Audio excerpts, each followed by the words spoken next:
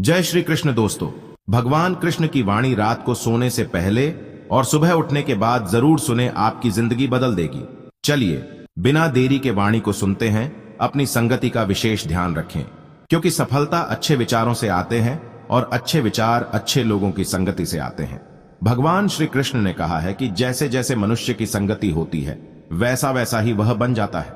इसका मतलब है कि हम जिन लोगों के साथ रहते हैं उनसे हम प्रेरित होते हैं और उनके अच्छे या बुरे गुणों को अपनाते हैं। इसलिए यह बहुत महत्वपूर्ण है कि हम अपनी संगति का विशेष ध्यान रखें। हमें ऐसे लोगों के साथ रहना चाहिए जो हमें अच्छे विचारों और कार्यों से प्रेरित करते हैं। अच्छे विचारों से हमें प्रेरणा मिलती है और हम अपने लक्ष्यों को प्राप्त करने के लिए कड़ी मेहनत करते हैं। हम बहुत से लोगों के साथ हमारा समय बीतता है, लेकिन कुछ लोग हमारे लिए वास्तव में कीमती होते हैं। अच्छे लोग हमें प्रेरित करते हैं, हमारे साथ खुशियां और दुख साझा करते हैं और हमें अच्छे विचारों की संगति कराते हैं। ऐसे संगी अपने साथ हमें सफलता की ओर ले जाते हैं। जब हम अच्छे लोगों के साथ होते हैं तो हम उनसे सीखते हैं और उनके अच्छे गुणों को अपनाते हैं। अच्छे लोगों की संगति हमें सकारात्मकता और आत्मविश्वास प्रदान करती है। संगति हमारे जीवन में महत्वपूर्ण भूमिका निभाती है। एक सच्ची संगति से हमें सफलता की ऊंचाई तक पहुंचाने में बहुत मदद मिलती है। जैसे उबलते पानी में कभी परछाई नहीं दिखती, ठीक उसी प्रकार परेशान मन से समाधान भी नहीं दिखते। शांत होकर देखिए, सभी समस्याओं का हल मिल जाएगा। श्री कृष्ण कहते हैं कि जब हमारा मन परेशान होता है तो हमारे विचार अस्त व्यस्त होते हैं, हम एकाग्र नहीं हो पाते हैं, हमारी सोचने की क्षमता कम हो जाती है। इस स्थिति में हम कोई भी समाधान नहीं ढूंढ पाते हैं। लेकिन जब हम शांत होते हैं तो हमारे विचार स्पष्ट होते हैं, हम एकाग्र हो पाते हैं, हमारी सोचने की क्षमता बढ़ जाती है। इस स्थिति में हम समस्याओं का समाधान ढूंढ पाते हैं। भगवान कृष्ण ने गीता में अर्जुन को यही प्रेरणा दी थी। अर्जुन कुरुक्षेत्र के युद्ध में अपने परिवार और दोस्तों के खिलाफ लड़ने के लिए तैयार नहीं था। वह बहुत परेशान था। भगवान कृष्ण ने अर्जुन को समझाया कि जब वह शांत होगा तो वह युद्ध का सही निर्णय ले पाएगा। उन्होंने अर्जुन को ध्यान करने और शांत होने के लिए कहा। जब अर्जुन शांत हो गया तो उसने युद्ध का सही निर्णय लिया। उसने अपने परिवार और दोस्तों के खिलाफ लड़ने का फैसला किया। यह कहानी हमें सिखाती है कि जब हमारा मन परेशान होता है तो हमें शांत होने की कोशिश करनी चाहिए। शांत मन से ही हम सही निर्णय ले सकते हैं और समस्याओं का समाधान ढूंढ सकते हैं। ज्ञान धन से उत्तम है, क्योंकि धन की तुम्हें रक्षा करनी पड़ती है, पर ज्ञान तुम्हारी रक्षा करता है। श्री कृष्ण कहते हैं, ज्ञान धन से उत्तम है। धन नष्ट हो सकता है, चोरी हो सकता है या खो सकता है, लेकिन ज्ञान हमेशा हमारे साथ रहता है। ज्ञान हमें जीवन की चुनौतियों का सामना करने और उनसे उबरने की शक्ति देता है। ज्ञान हमें सही और गलत के बीच अंतर करने और सही निर्णय लेने में मदद करता है।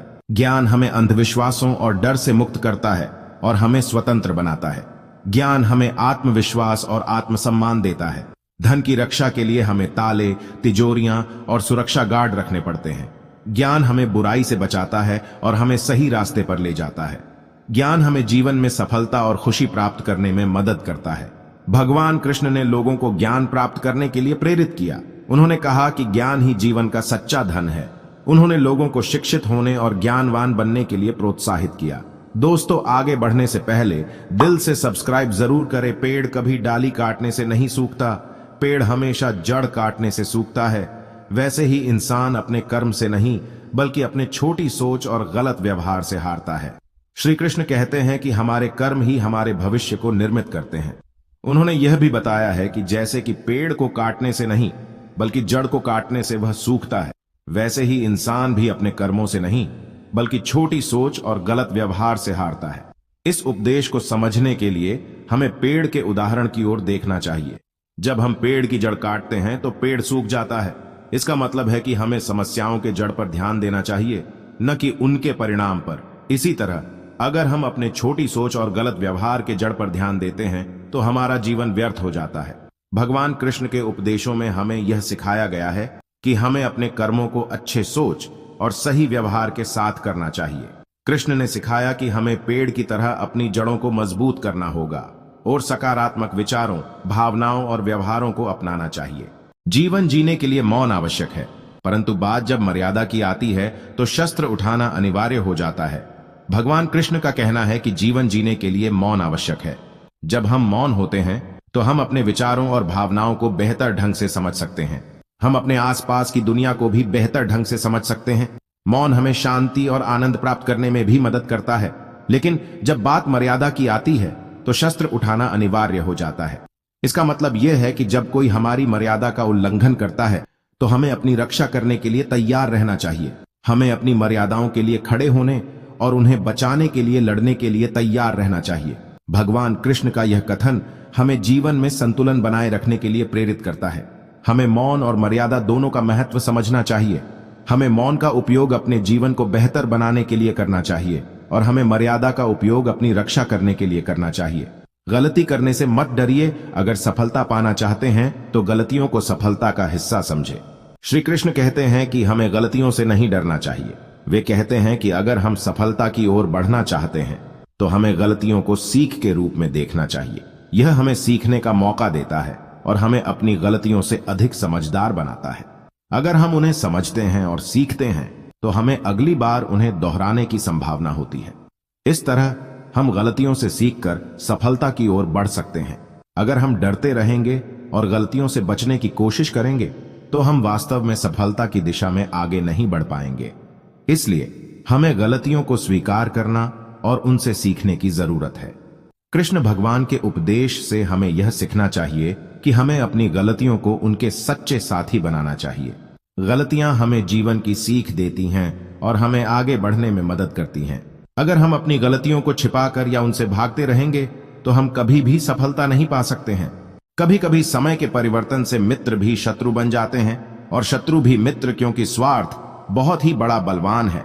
श्री कृष्ण कहते हैं कि समय के साथ परिस्थितियां बदलती रहती हैं और इन बदलती परिस्थितियों के अनुसार लोगों के रिश्ते भी बदलते रहते हैं। जो लोग पहले मित्र थे वे स्वार्थ के कारण शत्रु बन सकते हैं और जो लोग पहले शत्रु थे वे स्वार्थ के कारण मित्र बन सकते हैं। स्वार्थ की ताकत को समझना बहुत जरूरी है। कई बार हमारे मित्र हमें अपने ही लाभ के लिए धोखा दे सकते हैं। वे हमें विश्वास दिखाते हैं, हमारे साथ समय बिताते हैं और फिर हमें पीछे से मारते हैं। ऐसा होना बहुत ही दुखद होता है, लेकिन कृष्णा जी की बात है कि हमें इसका सामना करना पड़ता है और हमें अपनी सोच और कार्यवाही को बदलना पड़ता है। हमें अपने आसपास के लोगों के इर्द गिर्द का ध्यान रखना चाहिए और उनकी सहायता के स्वार्थपरत उद्देश्यों को समझना चाहिए। श्री कृष्ण हमें स्वार्थ के खतरों के बारे में चेतावनी दे रहे हैं। स्वार्थ एक बहुत ही शक्तिशाली शक्ति है जो लोगों को अंधा बना सकती है। जब लोग स्वार्थी हो जाते हैं तो वे केवल अपने बारे में सोचते हैं, वे दूसरों के बारे में नहीं सोचते और वे दूसरों को नुकसान पहुंचाने के लिए भी तैयार हो जाते हैं। श्री कृष्ण हमें सिखा रहे हैं कि हमें स्वार्थ से दूर रहना चाहिए। हमें दूसरों के साथ प्रेम और सम्मान के साथ व्यवहार करना चाहिए। हमें दूसरों की मदद करने के लिए तैयार रहना चाहिए और हमें दूसरों को नुकसान नहीं पहुंचाना चाहिए। जब तक आप डरते रहेंगे तब तक आपकी जिंदगी के फैसले लोग ही लेते रहेंगे। श्री कृष्ण कहते हैं कि डर एक ऐसा भाव है जो हमारे जीवन के हर पहलू को प्रभावित करता है। यह हमें कमजोर बनाता है, हमें आगे बढ़ने से रोकता है और हमें दूसरों पर निर्भर बनाता है। जब हम डरते हैं तो हम अपनी क्षमताओं पर विश्वास नहीं करते हैं और जोखिम लेने से डरते हैं। नतीजतन हम अपनी जिंदगी के महत्वपूर्ण फैसले दूसरों पर छोड़ देते हैं। हमें अपने डरों का सामना करना चाहिए और आत्मविश्वास के साथ अपने फैसले लेने की क्षमता विकसित करनी चाहिए। जब हम डरते रहते हैं तो हम अपने जीवन के फैसलों को दूसरों के हाथों में सौंपते रहते हैं। इससे हमारी स्वतंत्रता की सीमाएं कमजोर हो जाती हैं और हम खुद को प्रतिबंधित महसूस करते हैं। श्री कृष्ण हमें सिखाते हैं कि हमें अपने डरों का सामना करना चाहिए और आत्मविश्वास के साथ अपने जीवन के महत्वपूर्ण फैसलों को लेना चाहिए।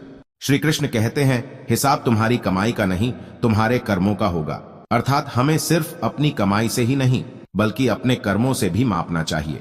यहाँ पर कमाई न केवल आर्थिक धन से सीमित है बल्कि यह हमारे जीवन में किए गए सारे कार्यों का समावेश करता है।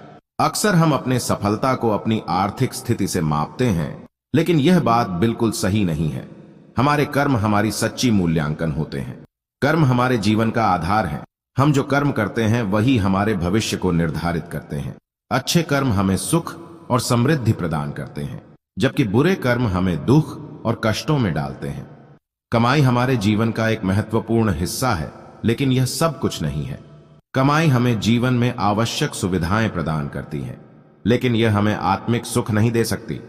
इस दुनिया में कुछ व्यक्ति को बहुत धन दौलत मिलती है, लेकिन वह उस धन का उपयोग दूसरों की मदद करने के लिए नहीं करता है। वह केवल अपने सुख सुविधाओं के लिए उस धन का उपयोग करता है।